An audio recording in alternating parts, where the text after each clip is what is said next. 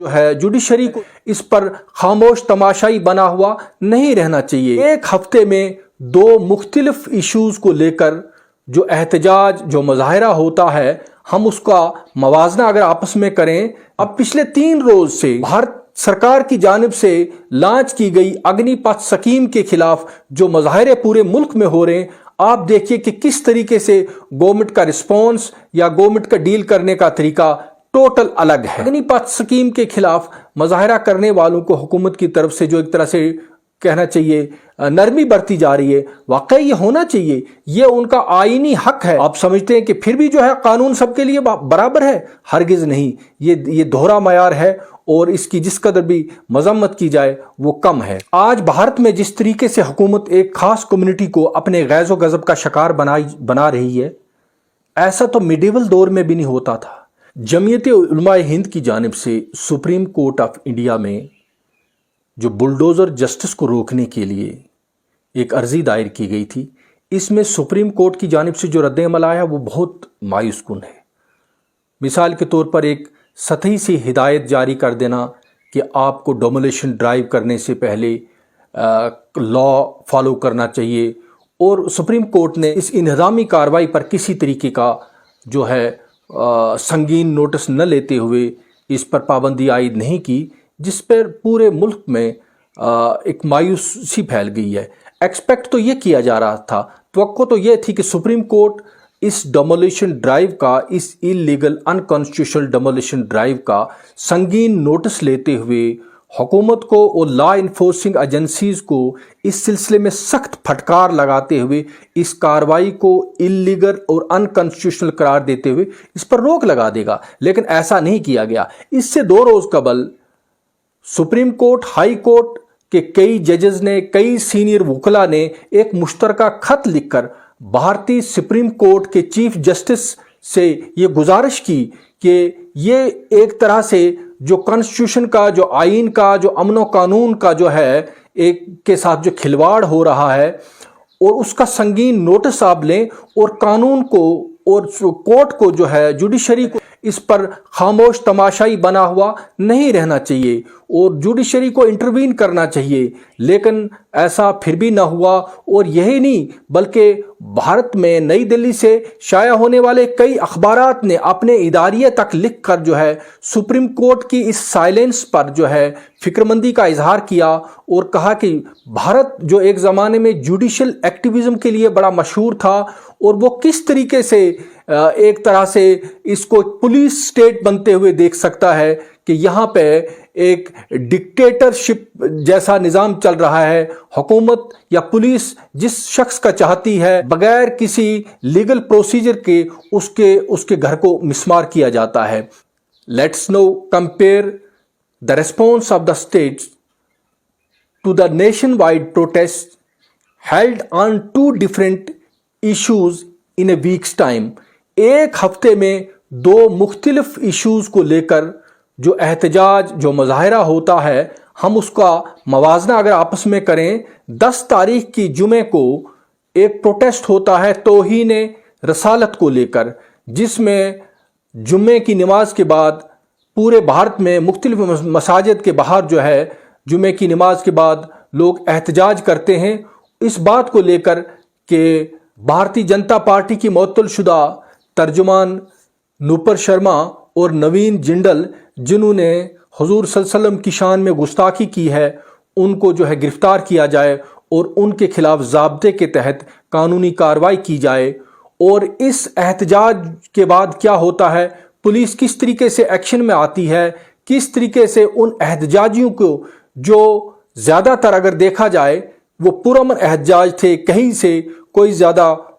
مار دھاڑ کی، کہیں سے سرکاری املاک کے جلائے جانے کی کوئی بڑی خبریں نہیں ہیں، لیکن پولیس ان کو فوری طور پر آئیڈینٹیفائی کر کے ان کو گرفتار کیا جاتا ہے، ان کو جو ہے جیل کی سلاخوں کے پیچھے ڈالا جاتا ہے، ان کو جو ہے سخت ٹارچر کیا جاتا ہے، یہاں تک کہ ان کے گھروں پر دوسرے روز بلڈوزر پہنچ جاتے ہیں اور ان کی انہدامی کارروائی شروع کی جاتی ہے۔ اور جبکہ اب پچھلے 3 روز سے بھارت سرکار کی جانب سے لانچ کی گئی اگنی پتھ اسکیم کے خلاف جو مظاہرے پورے ملک میں ہو رہے ہیں، آپ دیکھیے کہ کس طریقے سے گورنمنٹ کا رسپانس یا گورنمنٹ کا ڈیل کرنے کا طریقہ ٹوٹل الگ ہے. اور پچھلے 4 روز سے پورے بھارت میں جو احتجاج اور مظاہرے جاری ہیں ان میں ہزاروں کروڑ روپے کی سرکاری املاک کو نقصان پہنچا ہے. اس میں جو ریل گاڑیوں کو نظر آتش کیا جا رہا، اس میں ریلوے اسٹیشنز کو جلایا جا رہا ہے، اس میں بسز کو جلایا جا رہا ہے، اس میں پولیس کی پارٹیز پہ حملے کیے جا رہے ہیں. اس میں بعض میڈیا اطلاعات کے مطابق جو ہیں سینکڑوں پولیس والے زخمی ہوئے ہیں. پولیس کمشنر جگہ جگہ میڈیا سے گفتگو کرتے ہوئے یہ کہہ رہے ہیں کہ یہ تو ہمارے اپنے بچے ہیں، ان کو ہم نے سمجھانا ہے، ان سے ہمیں بڑے پیار سے نپٹنا ہے، ہم کوئی سختی نہیں کر رہے ہیں. اور گورنمنٹ مشینری کی طرف سے، اعلیٰ حکام کی طرف سے بار بار جو ہے اس طرح کی ہدایات جاری کی جا رہی ہیں پولیس کو کہ وہ میکسیمم ریسٹرینٹ برتے، وہ جو ہے صبر و تحمل کا مظاہرہ کرے، وہ ضبط کا مظاہرہ کرے. اور لیکن آپ دیکھیے گا کہ اگر یہی زبان، یہی طریقہ کار کیا یہ لوگ کانپور کے لیے، الہ آباد کے مظاہرین کے لیے یا سہارنپور کے مظاہرین کے لیے استعمال نہیں کر سکتے تھے؟ تو اس سے صاف ظاہر ہے کہ یہاں پہ دوہرا معیار اپنایا جا رہا ہے. ایک خاص کمیونٹی کو ٹارگٹ کیا جاتا ہے. اگنی پتھ اسکیم کے خلاف مظاہرہ کرنے والوں کو حکومت کی طرف سے جو ایک طرح سے کہنا چاہیے نرمی برتی جا رہی ہے. واقعی یہ ہونا چاہیے، یہ ان کا آئینی حق ہے، کیونکہ آپ کو اپنا آئین جو ہے